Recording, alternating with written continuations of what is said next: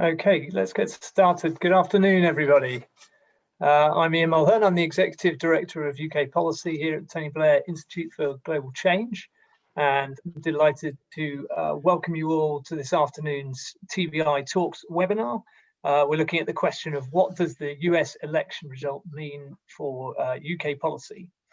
And finally, today we had results called for Arizona, for Joe Biden, cementing what was in the end a pretty convincing victory, even if not everybody has quite come to terms with that fact yet. At the same time, we know that the Senate hasn't gone, or probably hasn't gone, blue for the Democrats this time, which will tie the president's hands and the new administration's hands on a range of issues, from Iran to climate change to matters around trade.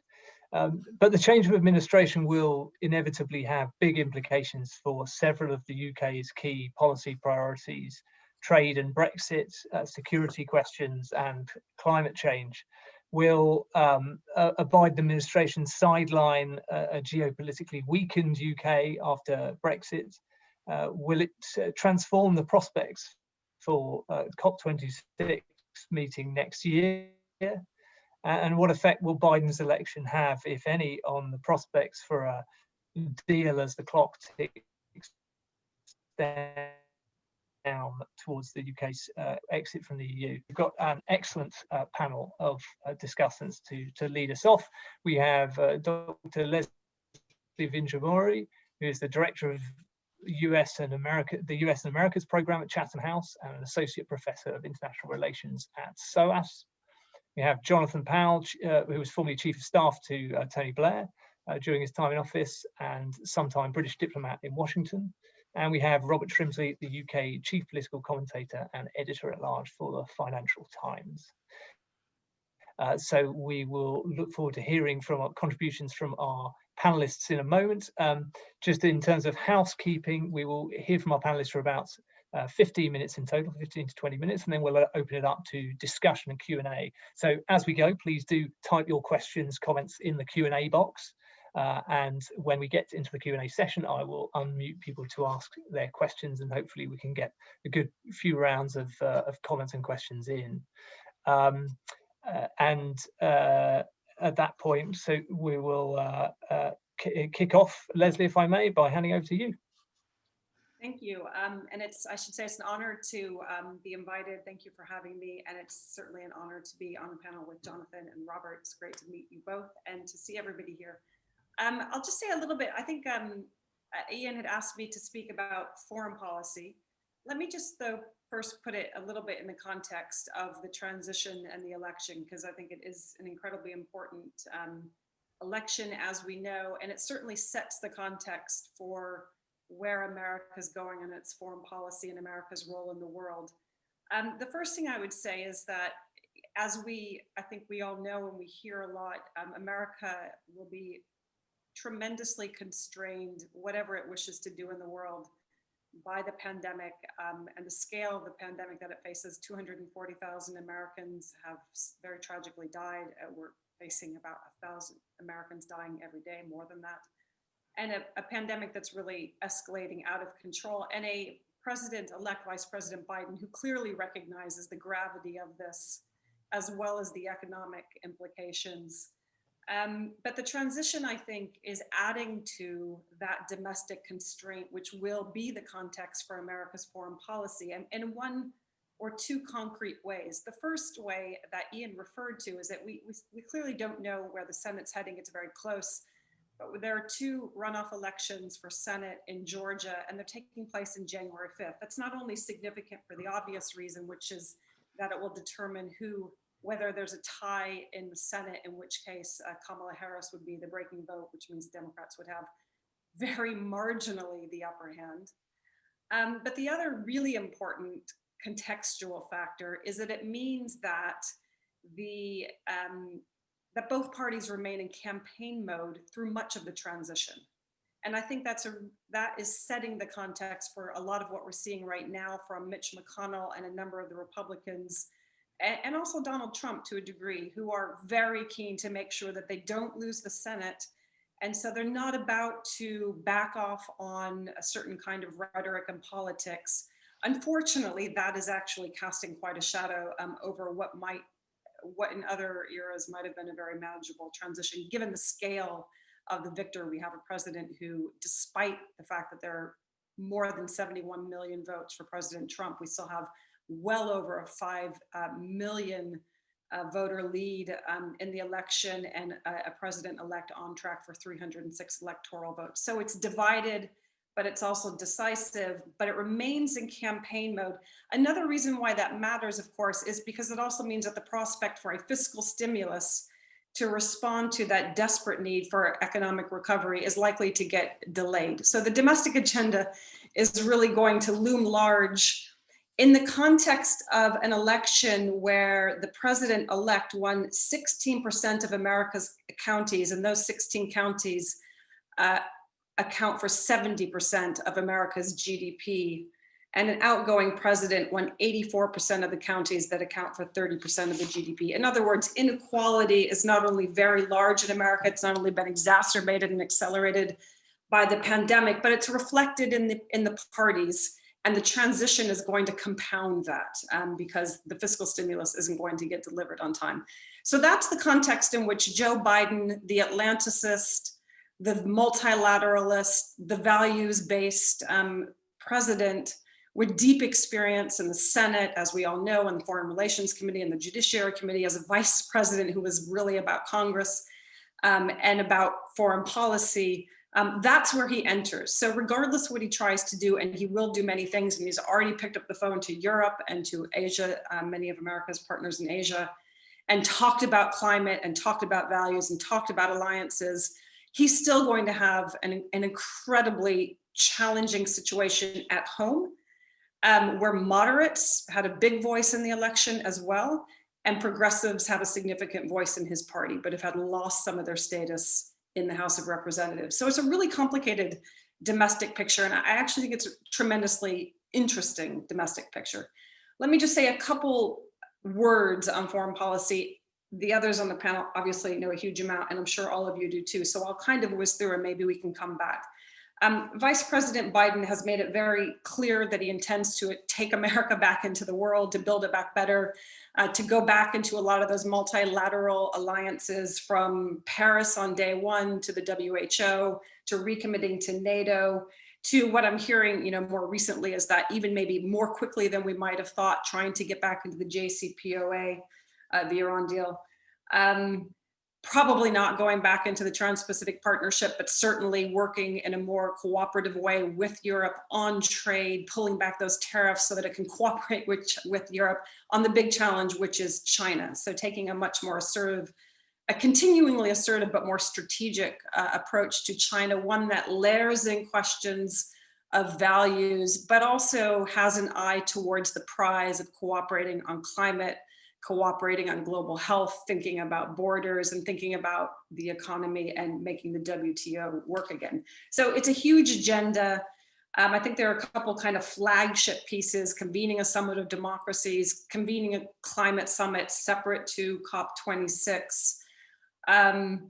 And, the big, I guess one of the elephants in the room is, how much can Joe Biden do if the Senate goes towards the Republicans after January 5th. And I guess the thing I would say, and everybody knows it, but it's worth saying again, if anybody can make Congress work, it's Joe Biden, but maybe nobody can make it work. Second thing I would say on that is, we don't know what the Republicans are going to be like once Donald Trump is not president. So, first mark is January 5th, getting out of campaign mode. Second mark is January 20th, moving the president somewhere else. And then things begin to become more fluid. And then the Republicans can decide who they are for the first time in a very long time. Perhaps they can show their colors. Perhaps they start to fight with each other. And perhaps China becomes the overlay for justifying any number of not only foreign policies, but also domestic policies, since the big goal is going to be making America competitive with China and working with America's European partners to do that. Final comment on climate. We all know that if the Senate goes the wrong way, the chance that Vice President Biden will get that $2 trillion spending package through Congress is much less likely. He will get some, but he has a very ambitious plan to scale climate across the entirety of the executive branch and work not only globally via executive orders getting back into Paris, but domestically really working on the regulatory agenda and embedding any number of measures. And I would actually strongly point you to the piece that the Washington Post published on this 2 days ago. It was really, really detailed and really brilliant and worth taking a look at. But so there's a lot out there, a lot in the balance. I'm probably more optimistic than I think the average story in the headlines are about the ability to see some productivity out of a Biden administration, even with a divided government. But I'll stop there. Thank you, Leslie. That's a fantastic kickoff. Leslie, I wondered what you thought about the UK government's initial reaction. I mean, last weekend we saw the Foreign Secretary's slightly equivocal welcoming of Biden victory, or is it already a fluff, or does it actually have? So sorry, I don't know if it's my internet connection or yours, but it's a question about Dominic Raab's 2 interviews and sort of the British government response to the electoral result. Yes. Yeah, that's right. And whether the equivocation matters. Yeah. You know, I mean, what everybody says, I've only met him once, but, you know, I know some of my closest friends have worked for him for really closely for years. And so I believe it. I believe what everybody says, because it's sort of been certified in you know, in many levels, that he doesn't hold grudges. And, you know, he's got a lot going on. He's going to have a lot of power. So I think he can afford to look the other way. When Dominic Raab gave a quite frankly appalling set of interviews, you know, do you accept the electoral? Well, yes, checks and balances. Not only was it kind of, you know, appalling on any kind of dimension of, you know, being America's closest ally, but it was also kind of, I mean, he's a very intelligent person. His intelligence didn't come through on those interviews, because rather than elaborating what he meant by checks and balances, he just kept reasserting the phrase checks and balances, which is not actually what it's about. I thought it was a poor showing, but, you know, people make mistakes, and I'm sure that things will move forward with the Irish question in the background, and the other panelists will say much more about that, I have no doubt.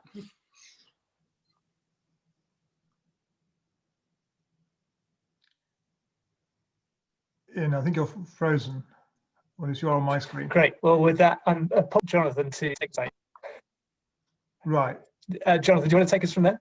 Yeah. You're freezing occasionally, and so yeah. Well, thank you for inviting me. I appreciate it. And starting from where Leslie left off, the reason she gave, it is really unalloyed good news for the UK and the rest of Europe to have a president who will be more predictable in his actions, someone who's committed to alliances, who believes in the rules-based international order, and will be back offering US leadership, at least in some places, not probably in everywhere, as we can discuss. So I think normal service has been renewed and resumed from that point of view, even down to the stage of doing the phone calls in the usual order of Canada, UK, etc. And having the usual acknowledgement of the so-called special relationship. But I do think this is a problem for this government, and not just because of the tin ear that Leslie described they have for American affairs, having apparently, for example, only just noticed that Congress is involved in trade agreements, which was a bit of a mistake if that was really the case. And you do need a good personal relationship at the top to make the special relationship work effectively. It will go on. It went on under Heath and Nixon. It went on under Wilson and LBJ, who both had pretty frosty relationships. But there was a reason that Tony Blair spent so much effort in trying to build a relationship with Bill Clinton before he came to power and when he came to power, and then with George W. Bush when he became president. And that is because you want a president who's going to cut you some slack, who's going to give you the benefit of the doubt, and who will magnify your influence. If you want to have an impact in Kosovo, you need the US president listening to you. So I think there will be a problem from Boris Johnson from that point of view. And although I don't believe Biden will hold grudges, there is an issue. When Bill Clinton came to office, you may not remember, but John Major had allowed the Tory party to mess around with Tory party workers looking into the background of Clinton when he was at Oxford. And Clinton really did feel that quite strongly. I remember putting the first call through from John Major in the Mayflower Hotel in Washington to Clinton in Arkansas when Major was visiting to say goodbye to George H. Bush. And it was really quite a difficult conversation, and it took some time to recover from that. So I think there will be a problem in terms of the relationship. And I think saying that this is all going to be okay because we share policies on global warming and on democracy is slightly smacking of desperation, because of course the shares those policies with Angela Merkel and Macron and everyone else too. That's not a special relationship. That's going to be a relationship that everyone has. So I think the specific problem I'd really like to talk about in particular is this problem around Northern Ireland and the Brexit deal and no trade deal. Again, it seems to have escaped the government's attention that Joe Biden has for many years been very proud of his Irish background. My first job in Washington was to work on the Hill on the Northern Irish issue. And he played a role in all of this. And he played a role also in getting to the peace agreement, the Good Friday Agreement. So it's not entirely surprising that he feels quite strongly about the Good Friday Agreement and wants to protect it. In any case, even if he didn't, the trade deal would never get through Congress, given the Irish Americans in key positions there, like chair of the Appropriations Committee. And frankly, even if Trump had been willing to offer a quick trade deal, it would have taken years to negotiate. It's not just chlorinated chicken. There are a whole series of things here that are going to be incredibly difficult to negotiate. So I don't believe there will be a trade deal anytime soon with the US, and that is a real problem in the context of Brexit. It was sold to us as the basis to establish new trade deals around the world. All we've done so far is photocopied deals with places like Japan. To get a real difference, it would mean anything, would be a deal with the US, and that's not going to happen anytime soon. And frankly, I'm not sure it would have happened anytime soon, even if Biden had not been there. I'm not sure that the Biden presidency and election makes that much difference to concluding a deal now before December. I think the number 10 briefings on that are probably right. The Europeans are misunderstanding that if they think that's going to make a huge difference. But if the government were to persist with this ridiculous bill, breaking international law and endangering the Good Friday Agreement, they would obviously lose the deal with the Europeans, but they would also have a big problem with a Biden administration going forward. He's not going to look kindly on a government that did that. But I suspect they did that anyway, almost entirely for reasons of misguided idea of tactics in the negotiations. They briefed the newspapers that they were so clever because they create a crisis, everyone else panics and they hold their nerve and get a good deal, which is ludicrous. The EU has carried on very sensibly and calmly doing what it always does. So I think there is a problem in terms of a trade deal, but not just to do with Biden. There always was going to be a problem. There will be a problem if they carry on this Northern Irish tack, which I sincerely hope they don't do, having spent a good part of my life working on the Good Friday Agreement. And what they're proposing to do would undermine the Good Friday Agreement. Just to put it at its simplest, there has to be a border somewhere if we leave the customs union and the single market. You can put it between Northern Ireland and the Republic, which would be catastrophic. You put in the Irish Sea, which is not good for the unionists, but at least is better, not least because it's in the sea, so it's not in your face the whole time. And that's what Boris Johnson agreed to do by flip-flopping at the last stage of the last negotiations. But all of this a little bit is just noise, because I think the real thing we should think about is the structural problems for the transatlantic relationship, which have nothing to do with the personality of Boris Johnson. Two things have changed in a really quite fundamental way that mean that the special relationship will not be as special as it used to be. The first is Brexit itself. Since the Second World War, British foreign policy is based on three pillars: the Empire, Europe, and transatlantic relationship. Empire disappeared fairly quickly when we were left with Europe and the special relationship. Now, having kicked away the pillar of Europe, we are left only really with the pillar of the special relationship. And the transatlantic relationship was in a good part because we were inside the EU. We were of interest to the United States because we could influence what happened inside the EU. We were, if you like, their Trojan horse, or as we like to put it, we were the bridge between Europe, and we're no longer the bridge between Europe because we're not in Europe. We're somewhere afloat in the Atlantic Ocean. So that aspect of our foreign policy means we're of less interest to the United States, less able to impact and influence them. They will go direct to European leaders more than going to us. The second thing that's changed is in terms of military power. We have always been useful to the United States in the past as a loyal ally and with real military capacity. Because of the way we've run down military spending over the last several decades, but particularly the last decade, there is a problem. We no longer have that military heft that we can do anything other than really be symbolic. So we can be a symbolic ally, but we're not able to do anything that really makes a difference on the ground militarily, I'm afraid to say. So again, that aspect of the transatlantic relationship that made it special is no longer there. And I think those structural changes are things that are going to make this even more uncomfortable for us from the beginning of January when we leave the EU, because we've really lost the whole basis on which we approach the world and influence what happened to us in the world, and it'd be very hard to replicate it. So I think that's what's happened. And now I'm not saying, just to conclude, I'm not saying, of course, it'd be ludicrous to say that everything would change overnight. The intelligence relationship continues, the cooperation between militaries continues, foreign policy relationship continues, all of that will go on. But if you look at it over time, the decline is really quite significant and quite a problem. And by not being a friend of Biden's, that makes it all the worse. Now, of course, Boris Johnson himself may not last all that long. Cummings gone now. We're lucky he'll go too. Obviously still be a Tory government, but I can quite imagine a new Tory Prime Minister, the sort of Rishi Sunak or Jeremy Hunt, would have a perfectly good relationship with Biden, and that might well improve things. So let me leave it there. Thanks, Jonathan, and apologies for my internet connection, which hopefully is now fixed. We'll see. Jonathan, just to ask you a follow up on the prospects of a US trade deal. I mean, first of all, does it really change US interests in any significant way that would shape whatever US trade deal there might be?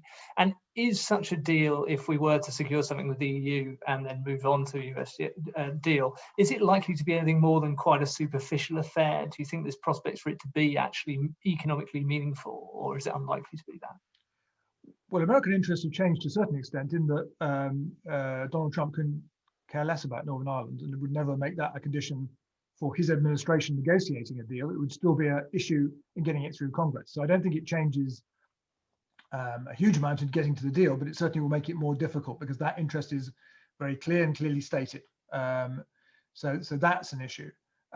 Yes, I think actually I do think it would be a substantive deal, because I don't think the Americans would negotiate a deal that was not substantive for them. To have any chance of getting it through Congress, they would need to have clear benefits they could demonstrate, particularly to the agricultural sector in the United States.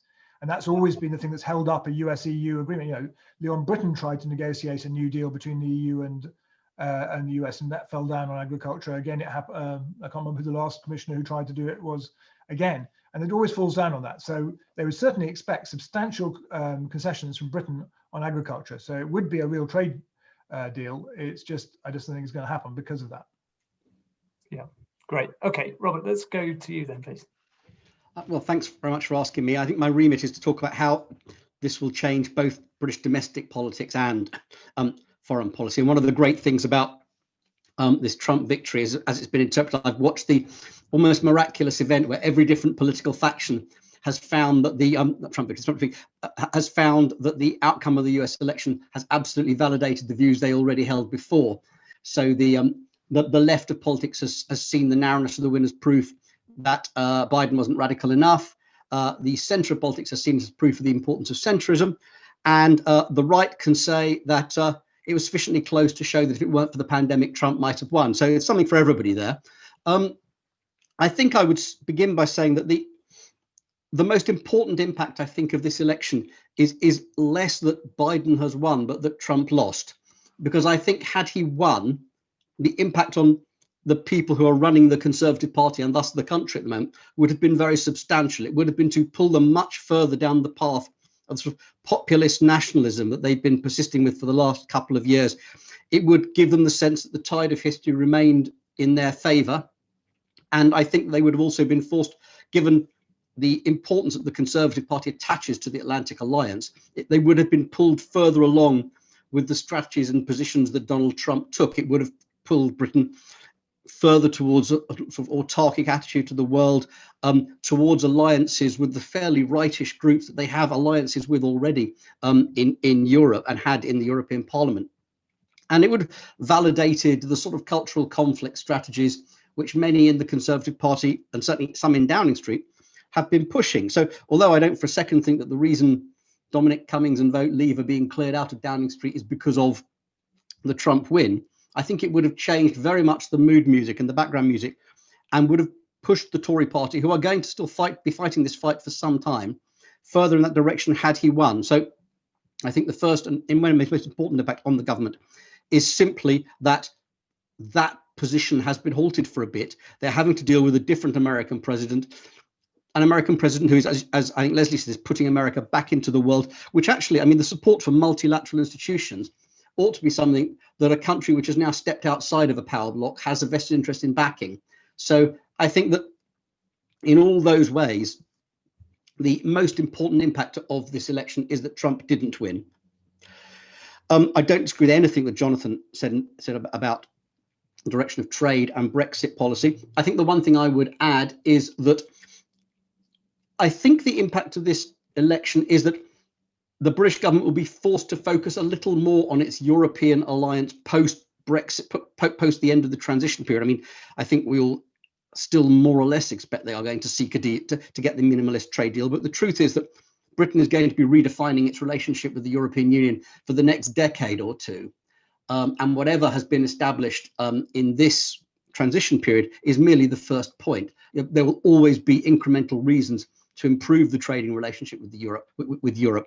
And I think, even though, again, I agree with Jonathan that actually the US trade deal was not moving anything like the pace necessary to think it was going to get done anytime soon, it will force the British government to focus more on its relationship with Europe than I think it was ready to do. There's an awful lot, obviously, talk about the CPTPP, and I have no doubt that that is a direction the British government is pushing in, but it has got to focus on its relationship with Europe. And I think Biden's victory will reinforce that point. As Leslie said, climate change is clearly an area where Boris Johnson sees the chance. I mean, his record on building bridges is not that great in the first place. Having lost the bridge to Europe, the climate change does represent one of the few areas where he can act and win the goodwill of the president, and in a direction that he roughly believes in the first place. So I would expect that we will see a lot more momentum given to this. It's a policy that the British government essentially believes in.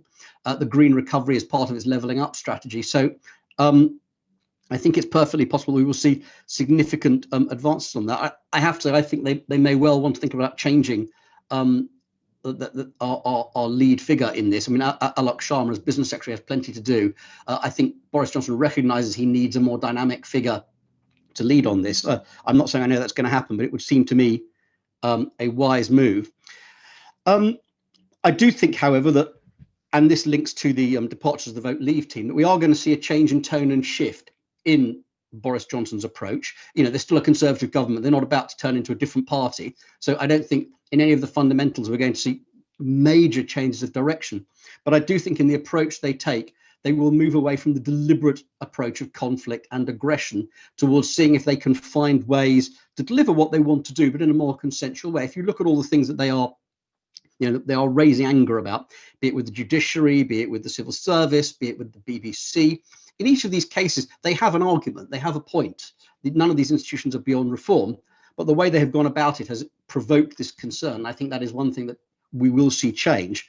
The one worry I think they have at the moment, this is obviously not directly related to the US election, but to the departure of the Vote Leave team, is that they have a northern strategy, and almost all the people of importance in pursuing the northern strategy in the Conservative Party are walking out of Downing Street, and they're being replaced by people very much from southwest London. So they're going to have a think about how they make sure they don't lose touch with the people they're trying to reach. On the Labour Party, I think the Biden win is a little more interesting because I think it will be used by Keir Starmer to, you know, rally the troops around, you know, a soft left, centrist, semi-centrist position for the Labour Party, in which he will be able to argue and validate his argument that a position of not giving in to extreme factions, of not, you know, giving into the politics of anger and attempting to create an optimistic message is the right one. And I think that that's incredibly important for him. But I do think the fundamental point for both parties now is that they are being pushed towards a more optimistic approach to politics. It's something Boris Johnson actually does well, and for all the anger that was generated in the last election and during the Brexit referendum, I don't know that it would have been quite as successful had he not had his you know, rather persona of good cheer not obscured some of the snarls some of the time. And I think the same is true for the Labour Party. It does best when it is optimistic. You know, Jonathan obviously will remember things can only get better, but it's actually been a template that the Labour Party has followed consistently when it has been successful. Wilson's messages were largely upbeat as well. So I think I will end by saying that the probable impact, and it may have been an impact that we were moving to anyway, is that it will push parties away from darker politics a little bit, and they will operate in an ocean which is a little bit more optimistic. Great, thanks, Robert. Just a question to follow up on the politics of anger point that you make. I mean, obviously, with this kind of largely coincidental departure of the Vote Leave crowd and Trump being out, that suggests, perhaps a less abrasive style of politics. But on both sides of the Atlantic, it seems like, kind of as you suggested in your piece from last week, that the politics of anger still does actually work electorally pretty well on the right. I mean, the House races, the result in the Senate, the Johnson's majority all speak to the value of that. So is this just, does it presage a significant move away from the politics of anger on the right, or is it just knocking some of the rough edges off it, and it's still a winning, is what they've really learned that actually this is a winning strategy, and you just need to combine it with a bit more competence? Well, competence is certainly a helpful factor. I mean, grievance as opposed to anger is a part of all politics. You're obviously reaching out to people who feel unhappy with what they have now. That's a fundamental of politics. But I think it's the nature of the way you structure the conflict and the argument, where you turn your opponents into enemies, where they are despised and disparaged, they're traitors, they're racist, they're deplorables, whatever it is. And the fact is, both in Britain and America, that kind of politics works better for the right than for the left. The right has a much lower bar to clear in terms of being scary to voters, even when it's being quite radical.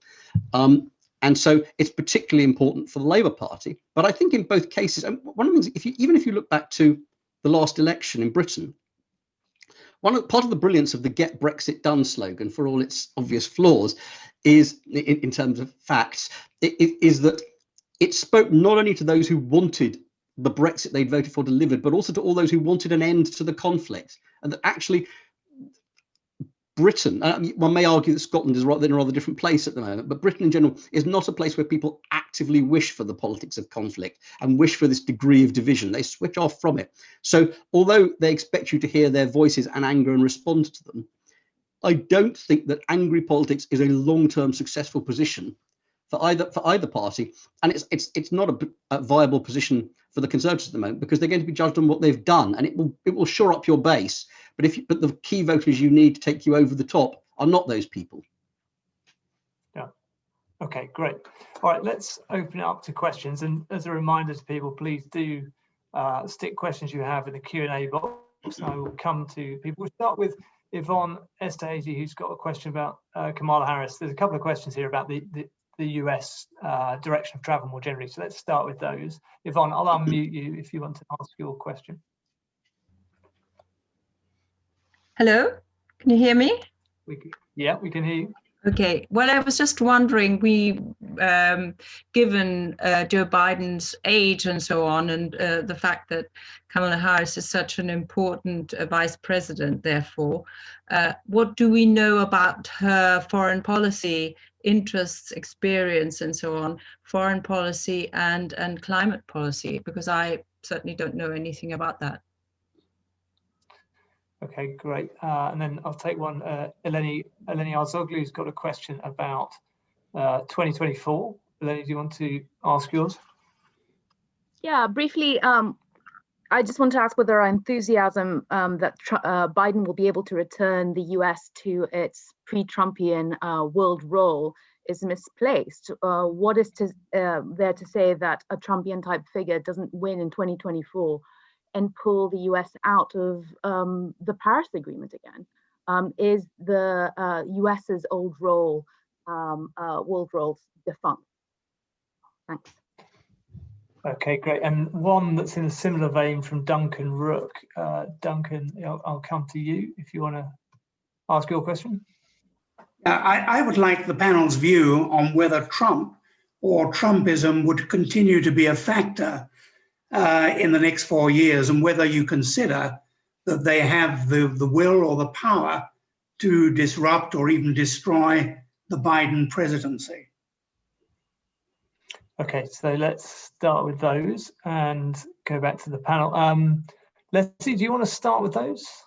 So Kamala Harris is, as we know, not known for her foreign policy. She's clearly got she's tremendously experienced and capable person who's been Attorney General in California, who's been a junior senator, who's got deep experience in criminal justice issues. But I don't think that anybody's looking to her to be the next foreign policy leader. And I should also add that it's far from clear that despite the fact that she's tremendously popular with many people, that she would stand a chance at being elected or being a candidate in the next round, because a lot of people really don't like her, right? Whether we can talk about why that is, but a lot of people don't like her. The question about, America, the other thing I would add there is that, Biden has a whole team of people around him. So yes, he is an older president, but he's got an extraordinarily accomplished set of people around him. I think 2,000 people were working on his foreign policy throughout the campaign. And if you look at who they are, the Tony Blinkens down to the Colin Kauls and Julie Smith and Jake Sullivan, and we know the names, Michelle Flournoy. I mean, he has deeply experienced, accomplished people on the foreign policy side, mostly in the moderate kind of range of views. Is America's role in the world over, regardless of whether it's Biden or not? I mean, I think this is the debate that everybody's wanted to have for a very long time, rightly so. And obviously America's role has changed. America's expectations have changed. A lot of the public opinion polls give us reason to believe that Americans still like to think of themselves as leaders. They still like to think about trade, even though we know that the Republican Party and the Democratic Party have both rolled back their support for free trade as opposed to fair trade. So on any number of issues, it's going to be difficult. On the specific question that you raise of climate, I would say the reason to be optimistic is that America will stay in the game regardless of what happens in 2024 and whether or not, somebody in the Trump wing of the Republican Party gains a foothold, is, the young people, right? For young people, it's the number one issue. Young people turned out in very large numbers in this election. And that basic fact, I don't think is going away in younger generations, of a very strong push for climate-friendly policies. So while it's going to be difficult, Kamala Harris comes from, more conservative background, conservative state on some of these issues, although it's a progressive state also. I still think that we're going to see a lot of popular push for more climate-friendly policies across the U.S. over. Leslie, just on that point about the climate policy side of things, how constrained in the short term, you're talking about the sort of medium and longer term, but in the short term, in this term, how constrained is Biden given the state, assuming the Senate doesn't go to the Democrats? Does he have a lot of room for maneuver? Is it the bully pulpit is really all he's got, or can he actually make material change? Well, he can certainly go back into Paris, right? That matters because he can do that with an executive order on day one, and he said he will do it. He can certainly convene, countries and try to develop more collaboration, and he can do a lot with respect to regulation. I mean, the big thing that Trump did was, depending on what you count as a regulation, he got rid of between 70 and 100 of them in the agencies, right? He rolled back environmental regulations, and Biden can put a lot back in place, and he can also create new ones. And some of that, people are worried about if they go to any of the federal courts, the courts have become more conservative, will there be pushback? And there will be some of that, but there's a lot of activism in this area. Courts don't act on their own. They take the pulse of the people on the streets and the energy behind it. So I think there's a lot to play for when it comes to the regulatory agenda. And that is the cross-agency plan, right? It's not to do it through the EPA, it's to do it across the board. And the climate agenda is one that he's deeply passionate about and hugely committed to. I really think he sees it as a job creation strategy. And if you look at the $2 trillion plan, which, he won't get all of it, but 40% of it's targeted at investment and job creation in disadvantaged communities. So it's also a plan for tackling the inequality agenda in the US.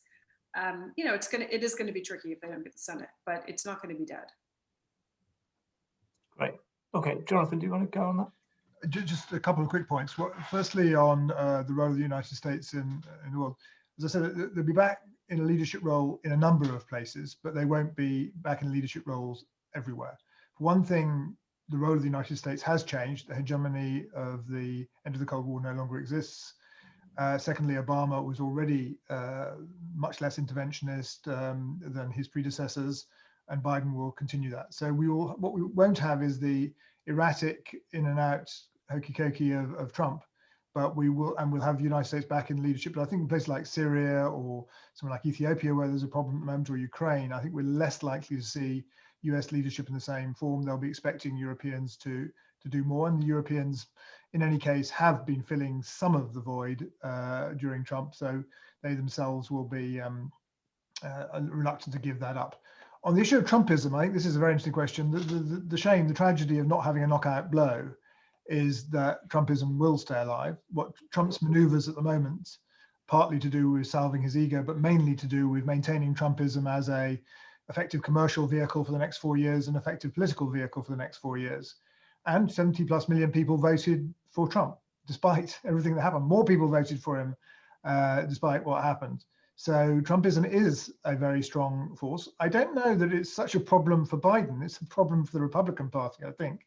I think that for Biden, he'll keep sniping, he'll keep making it difficult to try and make him illegitimate and all of that. But in the end, once he's president and is sitting in the White House, he's president.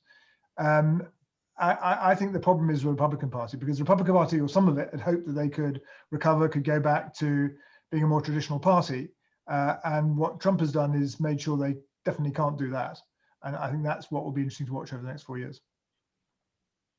Great. And Robert, do you want to? Oh, just a couple of quick points. I mean, I think it's worth saying that actually we sometimes understand just how effective Trump has been in terms of shifting American policy, particularly foreign policy. And I think a lot of this will, he had, even in places where perhaps he was right, such as the failure of European nations to contribute to their own defense expenditure, he's pushed that, and I don't think that will change. I think the approach to China will not materially change under Joe Biden. I think that is a new direction, and it won't be altered. And I think that is going to affect the attitude, not just of America, but of the Western alliance. So I don't see any rowing back from that. And I very much agree with Jonathan. I'm afraid I think the Republican Party is nowhere close to being recovered by mainstream conservatives. And I think that the presence of a man in the White House who they can persuade themselves shouldn't be there, that who's got there by fraud, and who they can block in the Senate unless they are able to sweep Georgia, which I don't think anybody thinks is overly likely, is going to mobilize them and keep them riled up and angry. And that plays to the particular faction of the Republican Party that Trump hails from. So I think I think, like Jonathan, I see no quick recovery for the Republican Party. And I'm afraid I think Biden is going to have a very torrid time as president. But this kind of control of Trumpism of the GOP for the next 4 years, is that I mean, that's presumably in a lot of ways quite a good outcome for the Democrats. It might be bad for Biden, but in the long term, can they win in 2024? I guess if he's still in control. Well, as we say, this wasn't a knockout blow for Biden, and it wasn't a knockout blow for the Democrats. And certainly, if you look beyond the presidency to the other contests, the Republican Party did pretty well, and they can quite easily convince themselves that they were onto a relatively winning formula. Had it not been for the pandemic and the erratic nature of their leader, and then maybe they find themselves a slightly more competent and predictable populist. Yeah, Leslie, did you want to come back?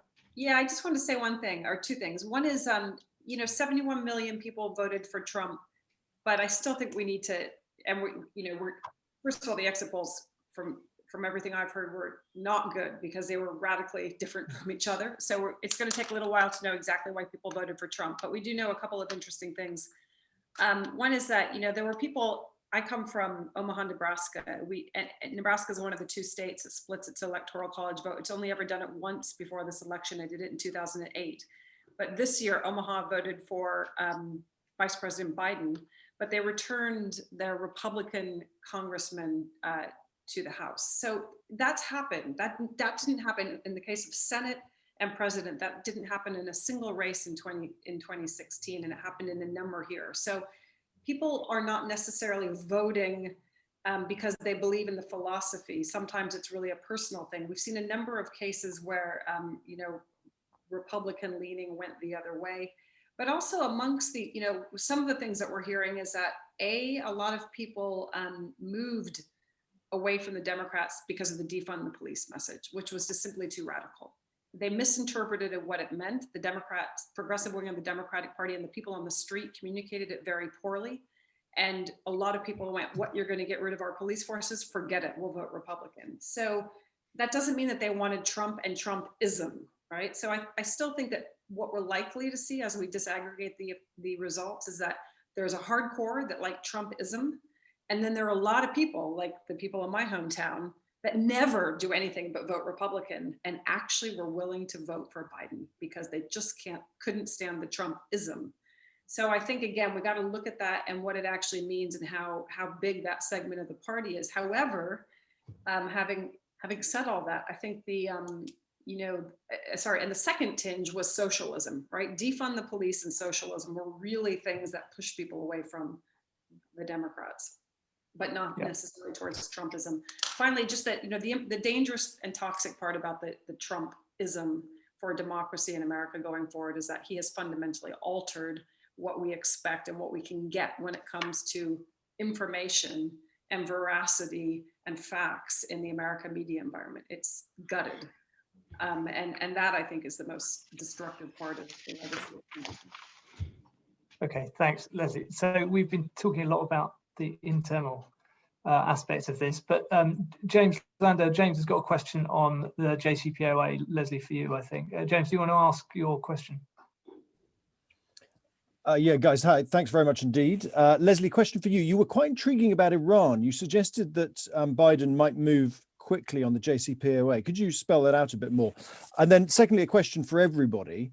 How much of a tension do you think there will be between a Biden administration pushing the UK to repair alliances and mend fences with Europe, particularly on security, foreign and defence, just at a time when they'll be, trying to act on an integrated review of foreign policy that's going to be focused on non-European issues such as the Indo-Pacific and elsewhere? I mean, will that be solvable, or is that a problem? Thank you. Great, thank you. And I might also come to Denyse Whillier, who's also got a question about UK foreign policy in response to this. Do you want to ask your question? Yes, so it's about the 3 pillars of our foreign policy that you talked about earlier. And so if those are no more, what is the role for Great Britain going forward? And I'm thinking about John Major's speech a few days ago. Excellent, thank you. Go back with those. Jonathan, do you want to kick off with those questions? Or would you be advising right now? No, okay, well, I'll go through them in order, very briefly. Okay. JCPOA, Leslie will talk about that, but I do, obviously Biden and many of the people on his staff, on his transition team, worked on the original JCPOA, so they will want to go back to it. I'm not sure they will, the intriguing aspect, I think, but Leslie will come to talk more about this, is whether they're going to expand this to the regional issues. And there are some indications they might be prepared to bring in the question of Syria and Iraq and all the rest of it. And if that happens, I think that would really be quite interesting.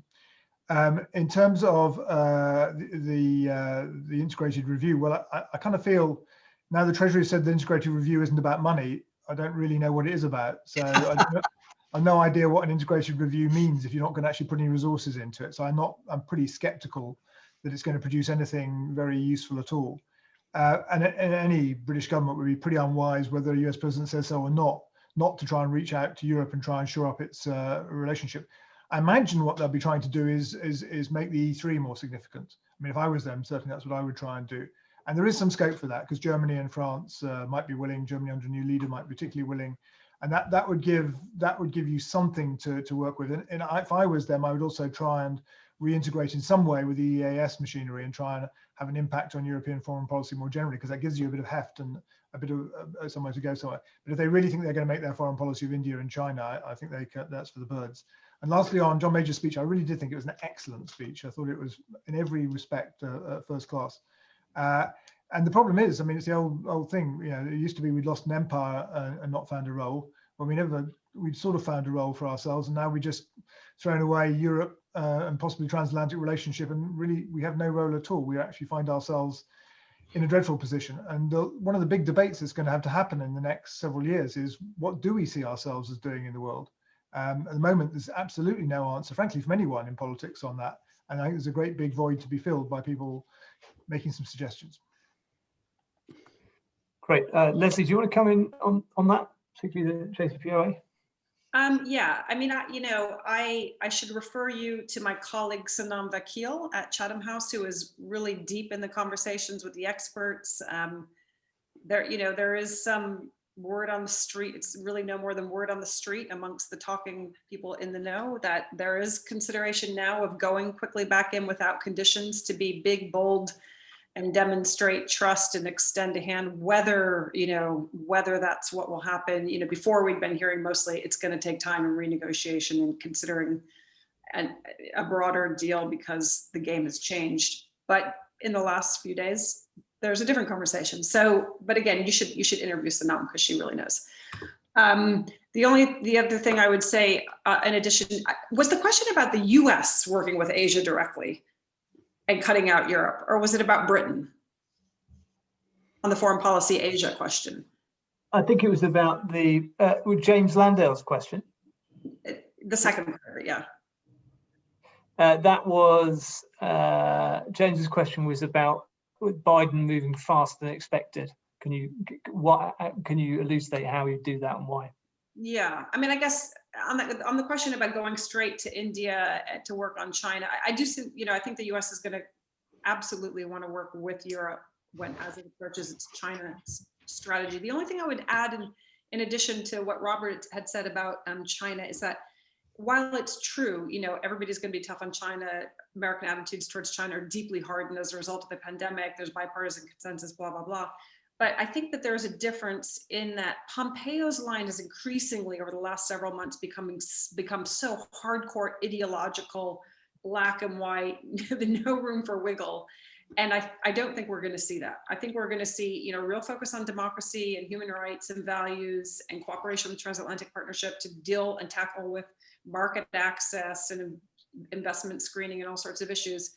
But I think it will, even though it's going to be focused on human rights and democracy, I think it will be more pragmatic and less ideological than what we saw coming out of Pompeo in particular, who was pushing Trump in a direction that probably Trump himself didn't love going, who's by instinct more transactional. But I think Pompeo would have kept going that direction. I think that, that the people if you kind of read the Jake Sullivan and the Kirk Campbell who are going, it's not a Cold War, guys, right? It's serious, but it's not a Cold War. I think that's more where the Democratic Party and the Biden team sit on China. But wait and see. We'll wait and see who he appoints and all the rest of it. And Leslie, on this question about three pillars of British foreign policy, I mean, if you're looking from a US perspective, what is the role for Britain? What is the role it should find from a kind of US perspective? So I always try not to talk about Britain when I'm in Britain. I try only to talk about Britain and America because I feel so, out of my, it feels like I'm stepping on other people's turf. I think America, the Biden-esque Americans love Britain. I think they're a little bit puzzled about how it's gone so wrong in the last, since 2016. And it's become a little bit of when people want relief from Donald Trump, they would watch Parliament. And the parlor game is who's worse, who's got it worse, guys. And then the Americans would always say, well, we can get rid of Trump and you can't get rid of Brexit. And the Brits seem to see it the other way.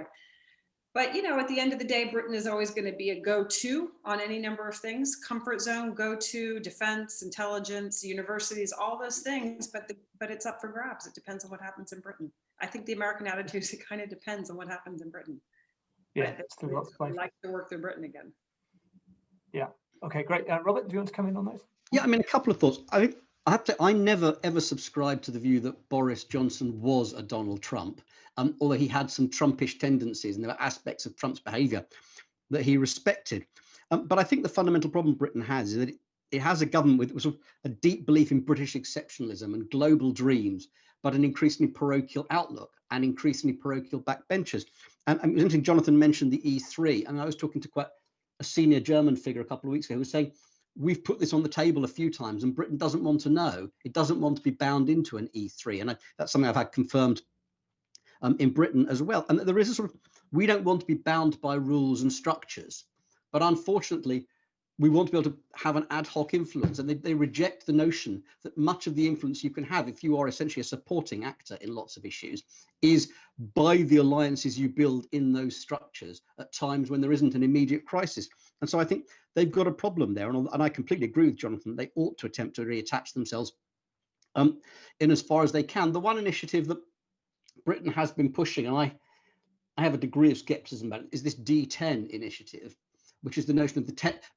I don't know if it's actually replacing the G7, but superseding the G7 with the 10 great democratic nations. It's the G7 plus India, South Korea, and I can't remember who the last one is. But that is something that Britain is trying to forge, as a different path and a different axis where we can be a useful voice. And it's not a completely ridiculous idea. I'm just not sure how much value it really has. And the other point on the integrated review, I mean, I absolutely agree with Jonathan. This was from the start much more led by defence expenditure issues than anything else. And if the defence expenditure dimension of this is removed, then essentially we're merely talking about aspirations. Great. All right. We've got time for a couple of quick questions. First, I'll go to Aidan Snee. Aidan, if I can unmute you, you should be able to ask your question. Yeah, so we've discussed a lot in this session about the importance that Joe Biden places on international cooperation governed by agreements, particularly more so than his predecessor, and how that's going to make him more likely to push the UK into a position of agreeing a deal with Europe. But to flip that on its head, how much pressure, if any, do you think Joe Biden would put on the European Union to move or to try to seek or to put potentially more effort into trying to seek an agreement with the UK? Okay, great. And finally, James Browne. James, I'll come to you. Got a question on the impact on UK politics. Do you want to ask yours? Sure. So we've talked a bit about what the message is for the Conservative Party over here. Is it negative because Biden won, or is it perhaps positive the populist nationalist agenda because Republicans still did pretty well in the congressional elections? But how meaningful is this? Do we overdo the read across from what happens in the US? Okay, great. I'll go in reverse order and ask the panelists for any final comments. So we're nearly up on time. Robert, do you want to go first? Yeah, I mean, I don't know that I think there'll be that he would place enormous pressure on the EU to shift terms with Britain. I think he is instinctively a deal doer. So if he thought there was a way to close the gap and he could help, I'm sure he would. But I have to say, this is where the alienation does matter, because he's hearing the Irish, he's hearing the French, hearing the Germans, and those are the views that he will instinctively sympathise with in the last days of the deal making. To be honest, I think we're so far down the line, there's not a lot of benefit, not a lot of room for meaningful impact. As far as the read across, of course, you're absolutely right. One can massively overstate this. But as I said at the beginning, I think that it's more important that Trump didn't validate a particular conservative outlook than that Biden might push them. The one other point I didn't make earlier, I'll just very quickly make on the Labour Party. I think the other point that it might make is that Keir Starmer has got to go further than what one might call passive centrism. And it may actually be that the examples that Leslie gave about defunding the police and the attacks on socialism in the different countries I know mean that Keir Starmer has to actually push a bit further and be a bit more aggressive in pushing back against the more militant elements of the progressive wing. Great. Okay, thank you. Jonathan, do you want to go? Yeah, I mean, it will be too late for Biden to push the EU in negotiations. He will be quite strict about there being one president at a time. They already are being in the transition team. They're not going to be addressing other governments on these kind of issues until he is president in February. If we fail to get an agreement, which I kind of doubt, I think we will get to an agreement. But if we don't, and the EU and UK were on a standoff saying we're not going to negotiate because the position of Boris Johnson's government is if we don't get to a deal, we're not coming back to you, which is ludicrous. But I imagine in those circumstances that the US might well try and cajole the two sides to talking to each other, although I suspect the pressure would more be on the British side. more effective on the British side. In terms of the read across, I mean, yes, it is exaggerated, just as it is actually in Europe too, when you sort of, people always look for a wave of socialist governments or a wave of right-wing governments. But it is interesting that the new Labour didn't come from nowhere. It came from New Democrats, Reagan and Thatcher. And again, we see this in a slight sort of delay, a bit in the way that fashions tended to, and still do, I guess, cross the Atlantic sort of 6 months later. So I think this may be seen when they come to write the history of these things to be the high watermark of populism, even though Trumpism is going to go on. I think that populism may be seen as declining now in Europe as well as the US, but that may be more of a hope than a reflection of reality. Okay, great. And Leslie, finally to you. I think Jonathan's hope is exactly right. I think the turning point was Saturday, when it might have been slightly before, when Trump during the elections gave his news conference and ABC, CBS and NBC cut away from him because he was spewing out false allegations of fraud. But the high water mark, I think, was just before the result was announced, and all the networks just covered Americans rejoicing on the streets and Kamala Harris in her white pantsuit and Biden talking, and whatever was happening at whatever wrong Four Seasons. It was the kind of story that you kept thinking, I need to remember to read that. And you get the texts from, in my case, the BBC saying we want to do a story on Trump and funding. You sort of suddenly forget to answer it for the first time in 4 years. He's gradually receding, and of course there's going to be a Trumpism thing in America, here, there, and yonder.